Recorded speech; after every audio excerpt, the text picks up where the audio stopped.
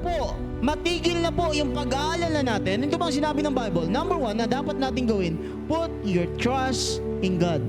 Magtiwala ka daw sa Panginoon at gumawa ng mabuti. Bakit po related yung paggawa ng mabuti sa pagtitiwala sa Panginoon? Hindi sinabi ng Lord, hindi sinabi ni David dyan na magtiwala ka sa Panginoon at gumawa ka ng masama. Ang sabi po ng Bible, magtiwala ka sa Lord at the same time, gumawa ka ng mabuti. Always remember that God is a good God.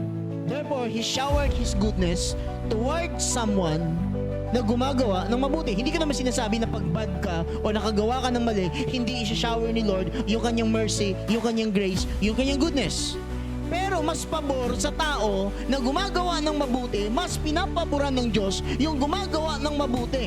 Amen. So yung pagtitiwala pala natin sa Panginoon, dapat sinasamahan natin ng kabutihan.